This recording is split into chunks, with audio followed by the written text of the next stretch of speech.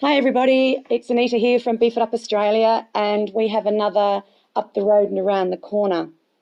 And today I'm sitting here with two of the most wonderful people that you may even know if you've been watching one of the cooking shows called My Kitchen Rules, or MKR, as everyone knows it as. So I'm sitting here with Jodie-anne and Mick. How are you guys? We're wonderful. Fantastic, thank you. Yourself? I'm absolutely brilliant, thank you. Good to hear. Thank you for coming to visit us.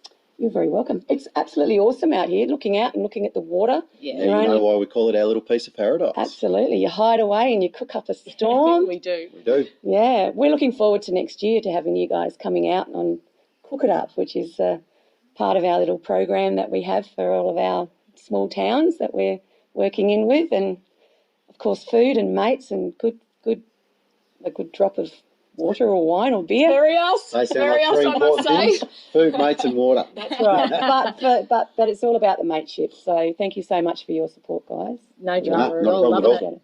it. So how long have you been out here for? 18 years it will be in March, so quite a long time now. It's flown, let me tell you. Wow. Nearly become locals. Yeah, got a couple of more years to go Yeah. and we'll be local. Absolutely. Yeah. And so how many acres have you got? We have 20 acres. We did have another 56 acres with a grazing licence, but things have changed. Mm-hmm. As things do. So are you hobby farmers or primary producers? 100% hobby farmers, yeah. And we're glad that we are only hobby farmers because it means that our income doesn't depend on it. So we are completely surrounded by primary producers, and in poor old Torrumbury, they are really struggling. So, Mind you, in saying that, we did notice we had a business in town. So we noticed when the farmers are struggling because obviously they're a little bit tighter in the pocket too. So our business, they're affording to get things repaired and things like that was put off a little bit more. So we did notice it. It does matter to other people in the town. My dad always said when I was growing up in a small town on a farm, a happy farmer, a happy town. yep, 100%. And that's so true. it is Yeah. incredibly true. But I actually noticed that you've got little beds of produce. So do you use all of that in your cooking? Yeah, we do. Yeah, Absolutely. we try and create a lot of our recipes from what we've got growing in the garden at the time. So obviously what's seasonal, we plant a lot of. I recycle seeds, so what I've grown from the year before, I plant out the next year. And it helps to reduce our income and, we do a lot of... Reduce our outgo. Well, yeah, Not our less we income. have to buy. So, yeah, that's right. So regardless so anyone listening, if they're out on a farm and they're in drought, it's possible to have your own little oasis of a little fresh supermarket happening. 100%. Yeah. I mean, that uses the least water. I mean, we've got most of ours watered automatically, so it's automated, and it uses by far the least water. And you recycle the water? We're on lagoon. We're on lagoon, Oh, so we're not so- using because tank we have water the here. water, right. So it's already nearly a grey water. Yep. Certainly our lagoon's not what you call clean water, but it's fine for the veggie garden and everything. We have one freshwater tank for one of the 500 gardens. litres, it's got rainwater, yeah. So yes, we do try and recycle. Obviously we're rainwater, but our rainwater, we concentrate on having that for the house. Yeah. My grandmother, she used to recycle the dishwashing water because she said that the dishwashing liquid actually helped in getting rid of pesticides. Oh, wow. There you go.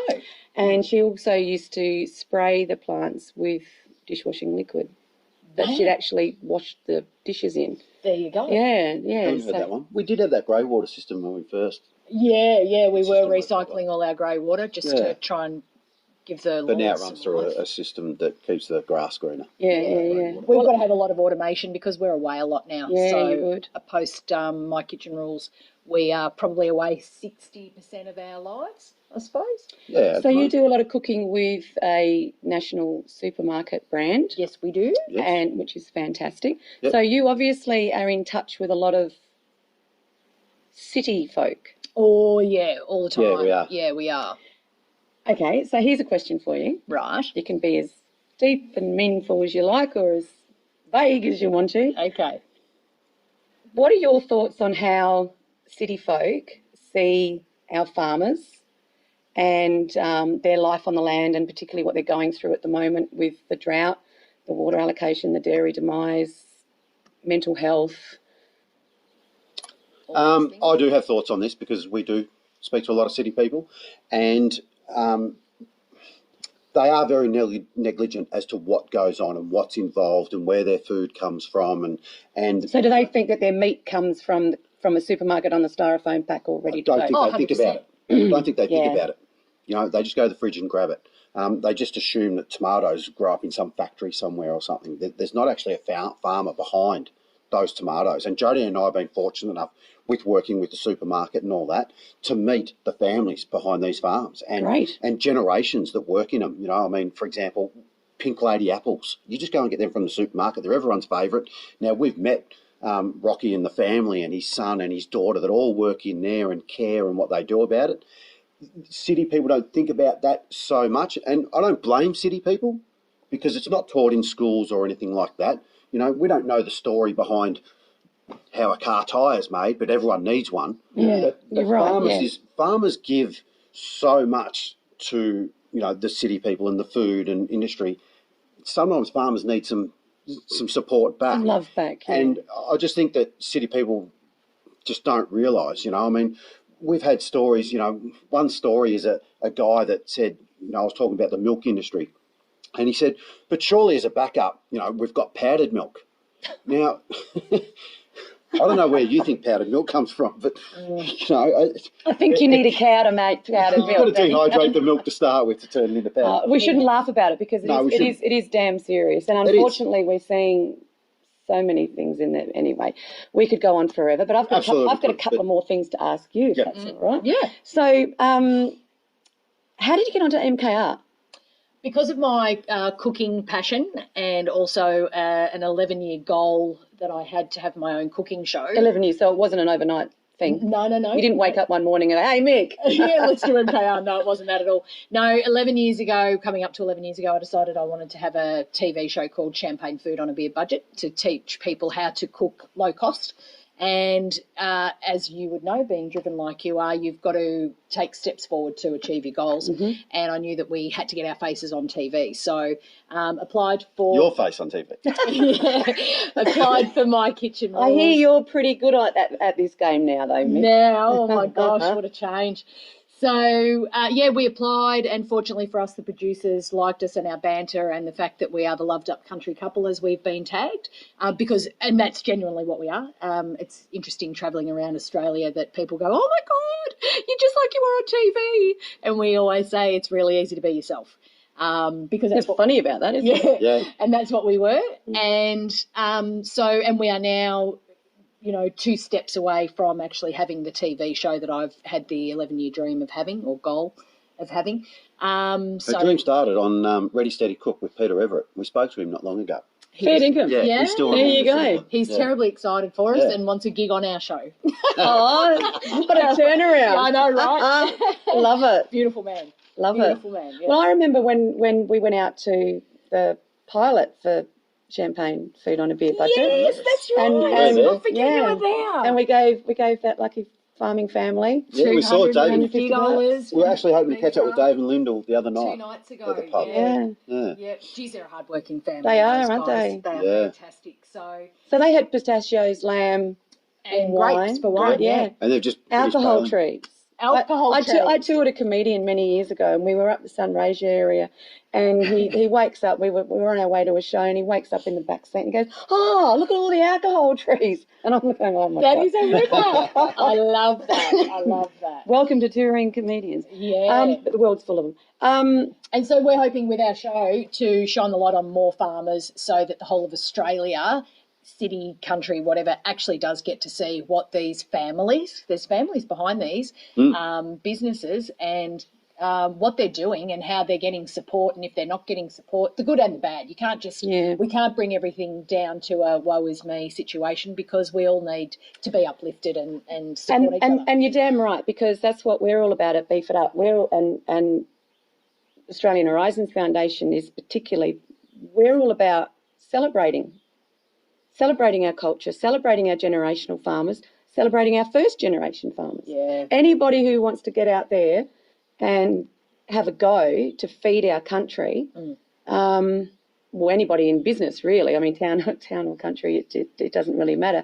We've got to celebrate their motivation, celebrate who they are, and celebrate them as a human being. Yeah, and why they do what they do. And the Thank fact God is, they do it. You know, in our show, important thing that we always ask the farmers is, you know, number one, what are the hardships of doing what you do? And that's everyone with a job. Everyone's got hardships, you know, whether it be get up early in the morning to do it or whatever it is. But there's a reason we do it. And why do farmers do it? I mean, Jodie and I know we love our little piece of paradise. We'd never give it up. We love the weather, the diversity of what happens around the country. You just like looking out there at that lagoon. Well, who wouldn't? It's not our little view. Yeah, from our room too. So talking about the human element, I'm going to ask something, and again, you can expand on this, or you can be as vague as you want. We're very big on mental health. Yep. Not only at the foundation, but also through Beef It Up. And everyone has got a story about mental health. Do you guys have a story? Yeah, well, we both do individual stories. Mine dating back about 20 years ago when I was abused by my first husband. And 6 months later fell into a deep depression and lost a job over it and all that sort of stuff. But it took me 6 months to realise that I needed help and counselling, and thank goodness that I did, because I can now see it in other people. I know how to repair myself in a matter. Good. But also was able to see it 3 years ago, I think it is now, in Mick as well. So that was an interesting day, wasn't it, that conversation, when I said to Mick, I think you're self-medicating with alcohol because I think there's a problem here and you need to go see someone, otherwise we're not going to be Mick and Jodie-anne anymore. So handed that over to you. Well, yeah, I basically went, and anyone who's done, and I do recommend people do it because it's quite confronting to sit there with your GP and do there's a small exercise that they get you to do, answering some Mental questions. health It's actually test. quite confronting to do it because you're answering truthfully, and you can also see the answer that you'd probably like to give when you do it. So it's just a handy exercise to do. But yes, the GP said, I think you're suffering from depression and we should get you in to have a chat with someone. So we did go and have a chat with someone, and that person, strangely enough, come to the conclusion that I was having a bit of an affair, and that affair was with the business. So I was sleeping at the business 4 nights a week. When we had holidays, the biggest conversation was about the business. So we had to make some quick decisions, and for the benefit of Jodie-anne and myself, Jodie-anne's my best friend. I wouldn't want to lose her. So You are cute together, I've got to admit that. Thank you.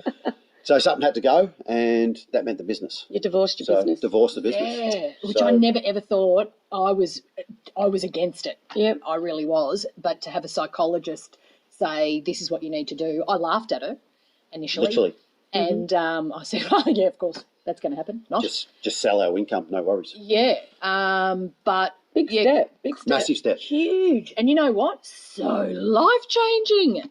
Because with the sale of the business came the ability to apply for MKR, which now has turned our lives around to be close to the TV show, meeting the people like yourselves, being able to support groups that are trying to shine the light on mental health, on farmers, etc. So we're now in a position where we're giving back to communities and trying to help fellow Australians get their lives. Gives the on the opportunity right to track focus on other like we things. did. And that's the big thing. It gives you complete purpose. I mean, we all have a story about things that have changed our lives. I mean, I've got one which I might tell one day in one of our chats on around turn the up the mic road on you, around the hey? corner. Yeah, maybe. Might be a few beers in the pub and we're loosening up. I chase the white bear, so it's the white bear for me. But no, I hear stories similar to yours all the time, and whilst I'm not a psychologist, psychiatrist, none of that, as you said, once you've been through something, you can actually see it in others and you can recognise it. Totally. But by doing that, you're actually able to self-repair, as you said.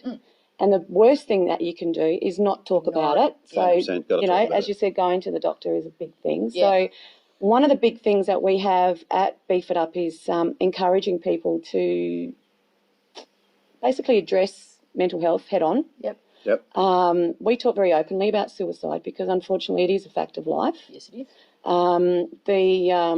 there's no reason to hide mental health in the cupboard anymore, contrary to what a lot of other mental health groups say. That is why we got involved with Drought, the short film.